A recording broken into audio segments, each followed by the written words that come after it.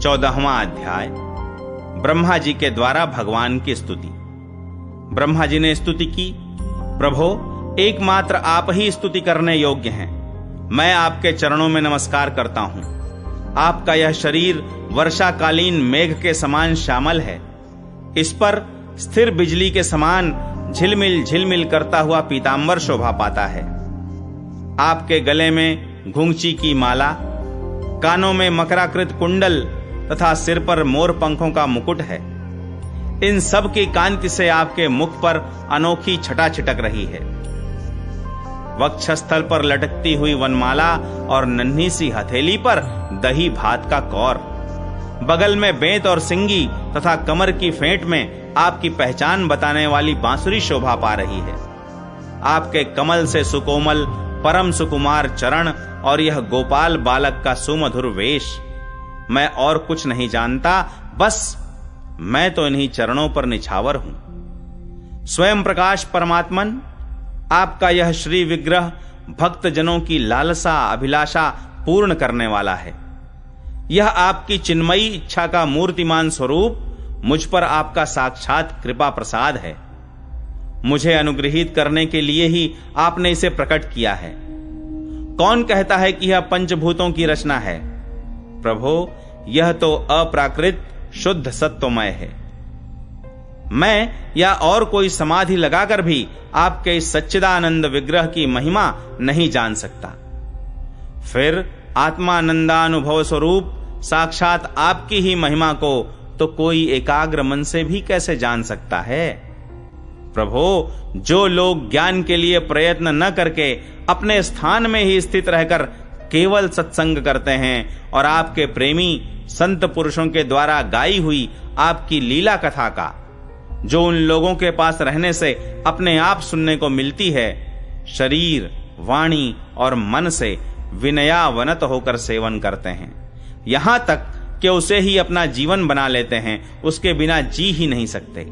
प्रभो, यद्यपि आप पर त्रिलोकी में कभी कोई विजय नहीं प्राप्त कर सकता, फिर भी वे आप पर विजय प्राप्त कर लेते हैं। आप उनके प्रेम के अधीन हो जाते हैं। भगवान, आपकी भक्ति सब प्रकार के कल्याण का मूल स्रोत, उद्गम है। जो लोग उसे छोड़कर केवल ज्ञान की प्राप्ति के लिए श्रम उठाते और दुख भोगते हैं, उनको बस क्लेश ही क्लेश हाथ लगता है और कुछ नहीं। जैसे थोथी भूसी कूटने वाले को केवल श्रम ही मिलता है, चावल नहीं। हे अच्युत, हे अनंत, इस लोक में पहले भी बहुत से योगी हो गए हैं। जब उन्हें योगादि के द्वारा आपकी प्राप्ति न हुई, तब उन्होंने अपने लौकिक और वैदिक समस्त कर्म आपके चरणों में समर्पित कर दिए। उन समर्पित कर्मों से तथा आपकी लीला कथा से उन्हें आपकी भक्ति प्राप्त हुई। उस भक्ति से ही आपके स्वरूप का ज्ञान प्राप्त करके उन्होंने बड़ी सुगमता से आपके परम पद की प्राप्ति कर ली। हे अनंत, आपके सगुण निर्गुण दोनों स्वरूपों का ज्ञान कठिन होने पर भी निर्गुण स्वरूप की महिमा इंद्रियों का प्रत्याहार करके शुद्धांतःकरण से जानी जा सकती है। जानने की प्रक्रिया यह है कि विशेष आकार के परित्याग पूर्वक आत्माकार अंतःकरण का साक्षात्कार किया जाए। यह आत्माकारता घटपटादि रूप के समान ज्ञेय नहीं है, प्रत्युत आवरण का भंग मात्र है। यह साक्षात्कार, यह ब्रह्म है।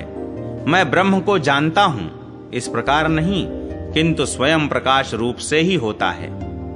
परंतु भगवान, जिन समर्थ पुरुषों ने अनेक जन्मों तक परिश्रम करके पृथ्वी का एक एक परमाणु, आकाश के हिमकण अर्थात ओस की बूंदें तथा उसमें चमकने वाले नक्षत्र एवं तारों तक को गिन डाला है, उनमें भी भला ऐसा कौन हो सकता है जो आपके सगुण स्वरूप के अनंत गुणों को गिन सके? प्रभो, आप केवल संसार के कल्याण के लिए ही अवतीर्ण हुए हैं। सो भगवान, आपकी महिमा का ज्ञान तो बड़ा ही कठिन है। इसलिए जो पुरुष क्षण क्षण पर बड़ी उत्सुकता से आपकी कृपा का ही भली भांति अनुभव करता रहता है और प्रारब्ध के अनुसार जो कुछ सुख या दुख प्राप्त होता है उसे निर्विकार मन से भोग लेता है, एवं जो प्रेम पूर्ण हृदय, गदगद वाणी और पुलकित शरीर से अपने को आपके चरणों में समर्पित करता रहता है, इस प्रकार जीवन व्यतीत करने वाला पुरुष ठीक वैसे ही आपके परम पद का अधिकारी हो जाता है जैसे अपने पिता की संपत्ति का पुत्र। प्रभो, मेरी कुटिलता तो देखिए। आप अनंत आदि पुरुष परमात्मा हैं और मेरे जैसे बड़े बड़े मायावी भी आपकी माया के चक्र में हैं। फिर भी मैंने आप पर अपनी माया फैलाकर अपना ऐश्वर्य देखना चाहा। प्रभो, मैं आपके सामने हूं ही क्या आग के सामने चिंगारी की भी कुछ गिनती है? भगवन, मैं रजोगुण से उत्पन्न हुआ हूं। आपके स्वरूप को मैं ठीक ठीक नहीं जानता, इसी से अपने को आपसे अलग संसार का स्वामी माने बैठा था। मैं अजन्मा जगत करता हूं। इस मायाकृत मोह के घने अंधकार से मैं अंधा हो रहा था। इसलिए आप यह समझकर कि यह मेरे ही अधीन है, मेरा भृत्य है, इस पर कृपा करनी चाहिए। मेरा अपराध क्षमा कीजिए। मेरे स्वामी, प्रकृति, महत्तत्व, अहंकार, आकाश, वायु, अग्नि, जल और पृथ्वी रूप आवरणों से घिरा हुआ यह ब्रह्मांड ही मेरा शरीर है और आपके एक एक रोम के छिद्र में ऐसे ऐसे अगणित ब्रह्मांड उसी प्रकार उड़ते पड़ते रहते हैं जैसे झरोखे की जाली में से आने वाली सूर्य की किरणों में रज के छोटे छोटे परमाणु उड़ते हुए दिखाई पड़ते हैं। कहां अपने परिमाण से 3.5 हाथ के शरीर वाला अत्यंत क्षुद्र मैं और कहां आपकी अनंत महिमा। वृत्तियों की पकड़ में न आने वाले परमात्मन, जब बच्चा माता के पेट में रहता है तब अज्ञानवश अपने हाथ पैर पीटता है, परंतु क्या माता उसे अपराध समझती है या उसके लिए वह कोई अपराध होता है और नहीं है। इन शब्दों से कही जाने वाली कोई भी वस्तु ऐसी है क्या जो आपकी कोख के भीतर न हो। श्रुतियां कहती हैं कि जिस समय तीनों लोग प्रलयकालीन जल में लीन थे, उस समय उस जल में स्थित श्री नारायण के नाभि कमल से ब्रह्मा का जन्म हुआ। उनका यह कहना किसी प्रकार असत्य नहीं हो सकता। तब आप ही बतलाइए प्रभो, क्या मैं आपका पुत्र नहीं हूं? प्रभो, आप समस्त जीवों के आत्मा हैं, इसलिए आप नारायण, नार अर्थात जीव और अयन अर्थात आश्रय हैं। आप समस्त जगत के और जीवों के अधीश्वर हैं, इसलिए आप नारायण अर्थात नार जीव और अयन प्रवर्तक हैं। आप समस्त लोगों के साक्षी हैं, इसलिए भी नारायण नार अर्थात जीव और अयन अर्थात जानने वाला है। नर से उत्पन्न होने वाले जल में निवास करने के कारण जिन्हें नारायण नार अर्थात जल और अयन अर्थात निवास स्थान कहा जाता है, वे भी आपके एक अंश ही हैं। वह अंश रूप से दिखना भी सत्य नहीं है, आपकी माया ही है। भगवन, यदि आपका वह विराट स्वरूप सचमुच उस समय जल में ही था तो मैंने उसी समय उसे क्यों नहीं देखा, जबकि मैं कमल नाल के मार्ग से उसे 100 वर्ष तक जल में ढूंढता रहा। फिर मैंने जब तपस्या की तब उसी समय मेरे हृदय में उसका दर्शन कैसे हो गया, और फिर कुछ ही क्षणों में वह पुनः क्यों नहीं दिखा, अंतर्धान क्यों हो गया। माया का नाश करने वाले प्रभु, दूर की बात कौन करे, अभी इसी अवतार में आपने इस बाहर दिखने वाले जगत को अपने पेट में ही दिखला दिया, जिसे देखकर माता यशोदा चकित हो गई थी। इससे यही तो सिद्ध होता है कि यह संपूर्ण विश्व केवल आपकी माया ही माया है। जब आपके सहित यह संपूर्ण विश्व जैसा बाहर दिखता है वैसा ही आपके उदर में भी दिखा, तब क्या यह सब आपकी माया के बिना ही आप में प्रतीत हुआ? अवश्य ही आपकी लीला है। उस दिन की बात जाने दीजिए, आज की ही लीजिए। क्या आज आपने मेरे सामने अपने अतिरिक्त संपूर्ण विश्व को अपनी माया का खेल नहीं दिखलाया है? पहले आप अकेले थे, फिर संपूर्ण ग्वाल बाल, बछड़े और छड़ी छीके भी आप ही हो गए। उसके बाद मैंने देखा कि आपके वे सब रूप चतुर्भुज हैं और मेरे सहित सब के सब तत्व उनकी सेवा कर रहे हैं।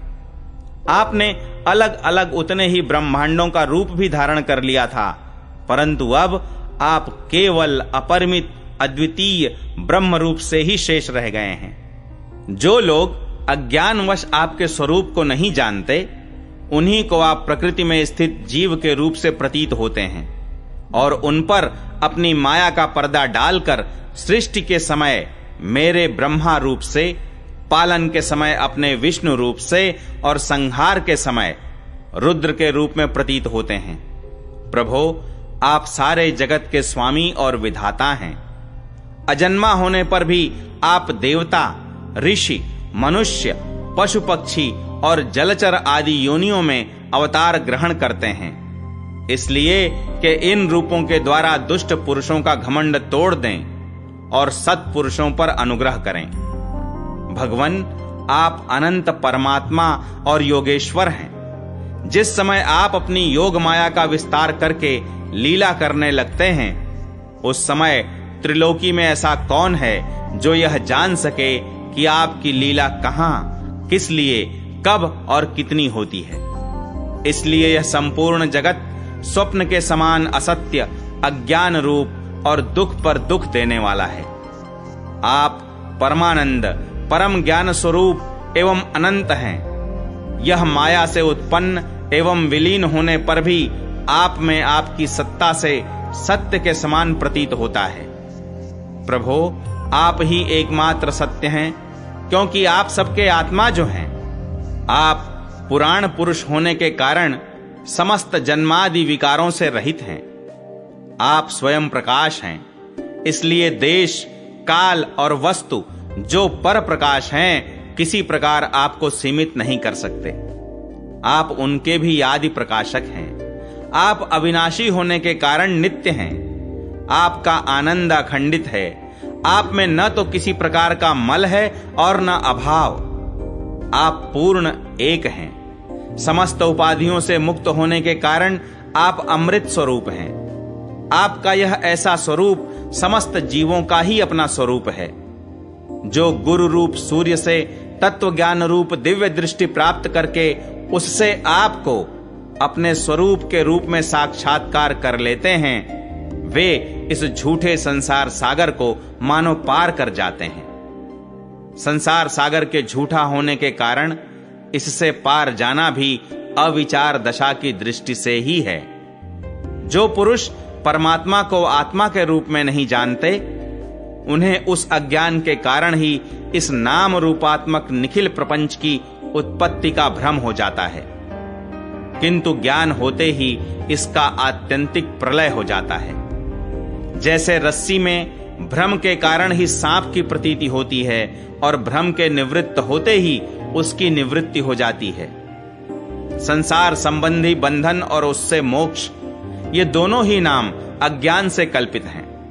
वास्तव में ये अज्ञान के ही दो नाम हैं। ये सत्य और ज्ञान स्वरूप परमात्मा से भिन्न अस्तित्व नहीं रखते।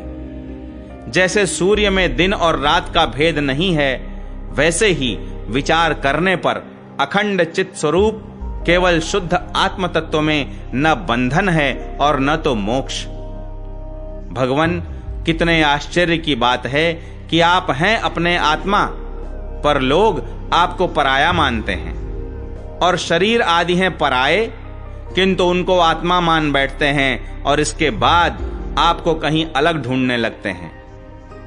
भला अज्ञानी जीवों का यह कितना बड़ा अज्ञान है। हे अनंत, आप तो सबके अंतःकरण में ही विराजमान हैं। इसलिए संत लोग आपके अतिरिक्त जो कुछ प्रतीत हो रहा है, उसका परित्याग करते हुए अपने भीतर ही आपको ढूंढते हैं। क्योंकि यद्यपि रस्सी में सांप नहीं है, फिर भी उस प्रतीयमान सांप को मिथ्या निश्चय किए बिना भला कोई सत्पुरुष सच्ची रस्सी को कैसे जान सकता है। अपने भक्त जनों के हृदय में स्वयं स्फुरित होने वाले भगवन, आपके ज्ञान का स्वरूप और महिमा ऐसी ही है, उससे अज्ञान कल्पित जगत का नाश हो जाता है। फिर भी जो पुरुष आपके युगल चरण कमलों का तनिक सा भी कृपा प्रसाद प्राप्त कर लेता है, उससे अनुग्रहित हो जाता है। वही आपकी सच्चिदानंदमयी महिमा का तत्व जान सकता है। दूसरा कोई भी ज्ञान वैराग्यादि साधन रूप अपने प्रयत्न से बहुत काल तक कितना भी अनुसंधान करता रहे, वह आपकी महिमा का यथार्थ ज्ञान नहीं प्राप्त कर सकता।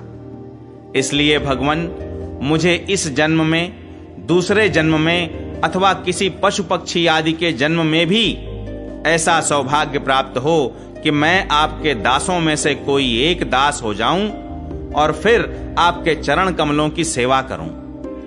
मेरे स्वामी, जगत के बड़े बड़े यज्ञ सृष्टि के प्रारंभ से लेकर अब तक आपको पूर्णतः तृप्त न कर सके, परंतु आपने व्रज की गायों और ग्वालिनों के बछड़े एवं बालक बनकर उनके स्तनों का अमृत सा दूध बड़े उमंग से पिया है। वास्तव में उन्हीं का जीवन सफल है, वे ही अत्यंत धन्य हैं।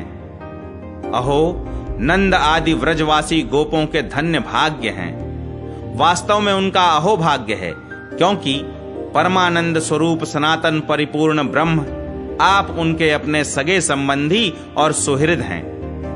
हे अच्युत, इन व्रजवासियों के सौभाग्य की महिमा तो अलग रही। मन आदि 11 इंद्रियों के अधिष्ठात्र देवता के रूप में रहने वाले महादेव आदि हम लोग बड़े ही भाग्यवान हैं, क्योंकि इन व्रजवासियों की मन आदि 11 इंद्रियों को प्याले बनाकर हम आपके चरण कमलों का अमृत से भी मीठा, मदिरा से भी मादक मधुर मकरंद रस पान करते रहते हैं। जब उसका एक एक इंद्रिय से पान करके हम धन्य धन्य हो रहे हैं, तब समस्त इंद्रियों से उसका सेवन करने वाले व्रजवासियों की तो बात ही क्या है। प्रभो, इस व्रज भूमि के किसी वन में और विशेष करके गोकुल में किसी भी योनि में जन्म हो जाए, यही हमारे लिए बड़े सौभाग्य की बात होगी, क्योंकि यहां जन्म हो जाने पर आपके किसी न किसी प्रेमी के चरणों की धूल अपने ऊपर पड़ ही जाएगी। प्रभो, आपके प्रेमी व्रजवासियों का संपूर्ण जीवन आपका ही जीवन है। आप ही उनके जीवन के एकमात्र सर्वस्व हैं। इसलिए उनके चरणों की धूलि मिलना आपके ही चरणों की धूलि मिलना है, और आपके चरणों की धूलि को तो श्रुतियां भी अनादिकाल से अब तक ढूंढ ही रही हैं। देवताओं के भी आराध्य देव प्रभो, इन व्रजवासियों को इनकी सेवा के बदले में आप क्या फल देंगे? संपूर्ण फलों के फलस्वरूप आपसे बढ़कर और कोई फल तो है ही नहीं, यह सोचकर मेरा चित्त मोहित हो रहा है। आप उन्हें अपना स्वरूप भी देकर उऋण नहीं हो सकते, क्योंकि आपके स्वरूप को तो उस पूतना ने भी अपने संबंधियों अघासुर, बकासुर आदि के साथ प्राप्त कर लिया, जिसका केवल वेश ही साध्वी स्त्री का था, पर जो हृदय से महान क्रूर थी। फिर जिन्होंने अपने घर, धन, स्वजन, प्रिय, शरीर, पुत्र, प्राण और मन सब कुछ आपके ही चरणों में समर्पित कर दिया है, जिनका सब कुछ आपके ही लिए है, उन व्रजवासियों को भी वही फल देकर आप कैसे उऋण हो सकते हैं?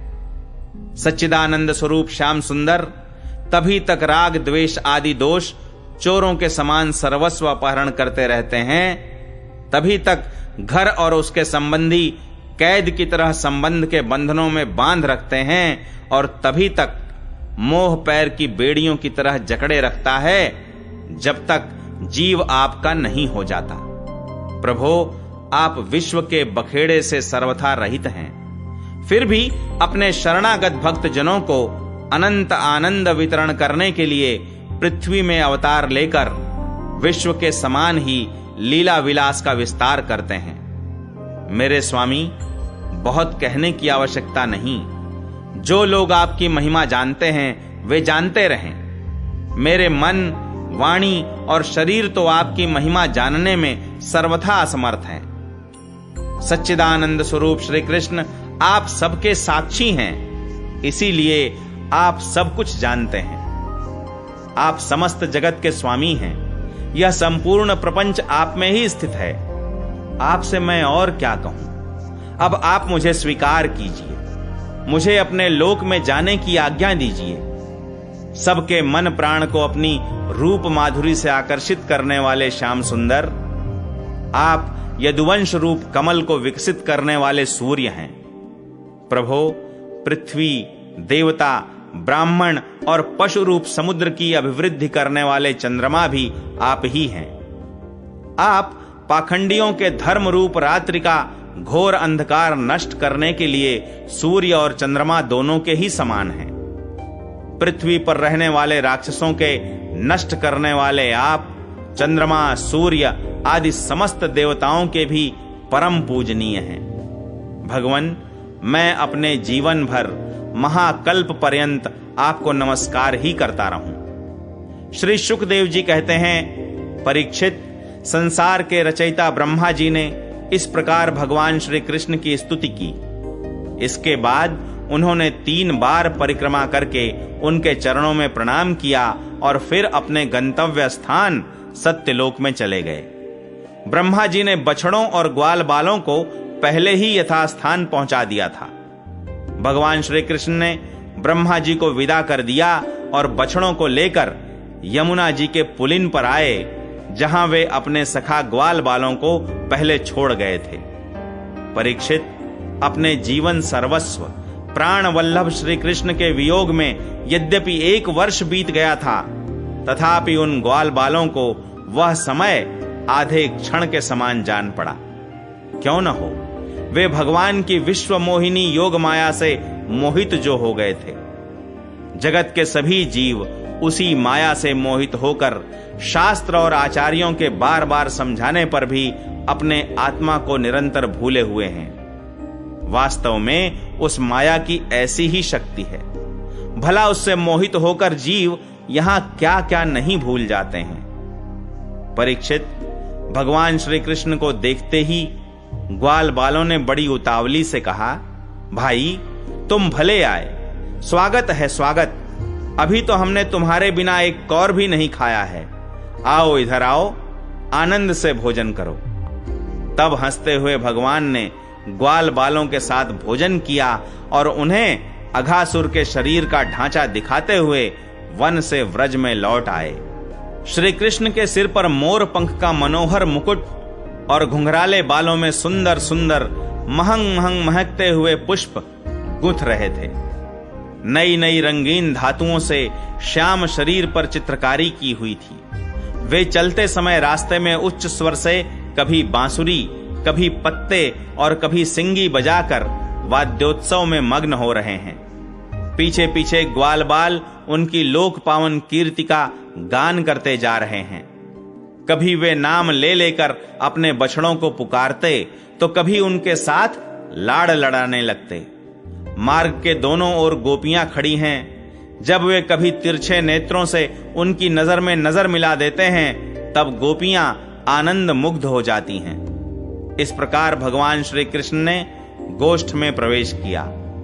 परीक्षित, उसी दिन बालकों ने व्रज में जाकर कहा कि आज यशोदा मैया के लाडले नंद नंदन ने वन में एक बड़ा भारी अजगर मार डाला है और उससे हम लोगों की रक्षा की है। राजा परीक्षित ने कहा, ब्राह्मण, व्रजवासियों के लिए श्री कृष्ण अपने पुत्र नहीं थे, दूसरे के पुत्र थे। फिर उनका श्री कृष्ण के प्रति इतना प्रेम कैसे हुआ? ऐसा प्रेम तो उनका अपने बालकों पर भी पहले कभी नहीं हुआ था। आप कृपा करके बतलाइए, इसका क्या कारण है? श्री शुकदेव जी कहते हैं, राजन, संसार के सभी प्राणी अपने आत्मा से ही सबसे बढ़कर प्रेम करते हैं। पुत्र से, धन से या और किसी से जो प्रेम होता है, वह तो इसलिए कि वे वस्तुएं अपने आत्मा को प्रिय लगती हैं। राजेंद्र, यही कारण है कि सभी प्राणियों का अपनी आत्मा के प्रति जैसा प्रेम होता है, वैसा अपने कहलाने वाले पुत्र, धन और गृह आदि में नहीं होता। नृपश्रेष्ठ, जो लोग देह को ही आत्मा मानते हैं, वे भी अपने शरीर से जितना प्रेम करते हैं, उतना प्रेम शरीर के संबंधी पुत्र, मित्र आदि से नहीं करते। जब विचार के द्वारा यह मालूम हो जाता है कि यह शरीर मैं नहीं हूं, यह शरीर मेरा है, तब इस शरीर से भी आत्मा के समान प्रेम नहीं रहता। यही कारण है कि इस देह के जीर्ण शीर्ण हो जाने पर भी जीने की आशा प्रबल रूप से बनी रहती है। इससे यह बात सिद्ध होती है कि सभी प्राणी अपनी आत्मा से ही सबसे बढ़कर प्रेम करते हैं और उसी के लिए इस सारे चराचर जगत से भी प्रेम करते हैं। इन श्री कृष्ण को ही तुम सब आत्माओं का आत्मा समझो। संसार के कल्याण के लिए ही योग माया का आश्रय लेकर वे यहां देहधारी के समान जान पड़ते हैं। जो लोग भगवान श्री कृष्ण के वास्तविक स्वरूप को जानते हैं, उनके लिए तो इस जगत में जो कुछ भी चराचर पदार्थ हैं अथवा इससे परे परमात्मा, ब्रह्म, नारायण आदि जो भगवत स्वरूप हैं, सभी श्री कृष्ण स्वरूप ही हैं। श्री कृष्ण के अतिरिक्त और कोई प्राकृत अप्राकृत वस्तु है ही नहीं। सभी वस्तुओं का अंतिम रूप अपने कारण में स्थित होता है। उस कारण के भी परम कारण हैं भगवान श्री कृष्ण। तब भला बताओ किस वस्तु को श्री कृष्ण से भिन्न बतलाएं? जिन्होंने पुण्य कीर्ति मुकुंद मुरारी के पद पल्लव की नौका का आश्रय लिया है, जो कि सत्पुरुषों का सर्वस्व है, उनके लिए यह भव सागर बछड़े के खुर के गढ़े के समान है। उन्हें परम पद की प्राप्ति हो जाती है और उनके लिए विपत्तियों का निवास स्थान यह संसार नहीं रहता। परीक्षित, तुमने मुझसे पूछा था कि भगवान के 5वें वर्ष की लीला ग्वाल बालों ने 6ठे वर्ष में कैसे कही। उसका सारा रहस्य मैंने तुम्हें बतला दिया। भगवान श्री कृष्ण की ग्वाल बालों के साथ वन क्रीड़ा, अघासुर को मारना, हरी हरी घास से युक्त भूमि पर बैठकर भोजन करना, अप्राकृत रूपधारी बछड़ों और ग्वाल बालों का प्रकट होना और ब्रह्मा जी के द्वारा की हुई इस महान स्तुति को जो मनुष्य सुनता और कहता है, उसको धर्म, अर्थ, काम और मोक्ष की प्राप्ति हो जाती है। परीक्षित, इस प्रकार श्री कृष्ण और बलराम ने कुमार अवस्था के अनुरूप आंख मिचौनी, सेतु बंधन, बंदरों की भांति उछलना कूदना आदि अनेकों लीलाएं करके अपनी कुमार अवस्था व्रज में ही त्याग दी।